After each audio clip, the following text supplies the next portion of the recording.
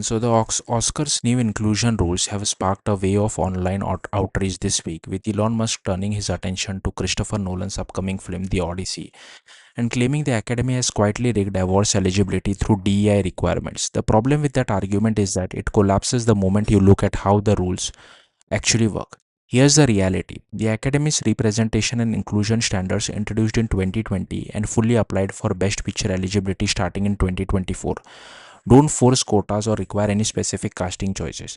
Instead, a film needs to meet just 2 out of 4 broad categories covering on screen representation, creative leadership, training opportunities, and studio wide inclusion practices. And crucially, it's not strict. A movie can have a completely traditional cast and still qualify by meeting diversity benchmarks in crew hiring or studio internships. That's why films like Oppenheimer still clear the standards without issue. It's also why historically every best picture winner in nearly a century of Oscar would still qualify under today's system. Andy Samberg actually predicted this back in 2020, pointing out that even film labeled as traditional or old Hollywood would pass without changing their creative vision. His point was simple: the rules are flexible enough that they don't block the kind of films critics imagine they would.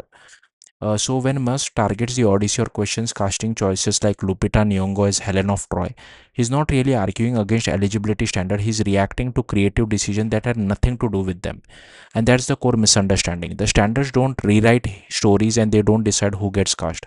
They simply reflect the modern film industry as it already exists, an industry where diversity in crews, department, and leadership is far more common than the online outreach suggests. In the end, the numbers are blunt. Not a single Best Picture winner in Oscar history would have been disqualified under these rules.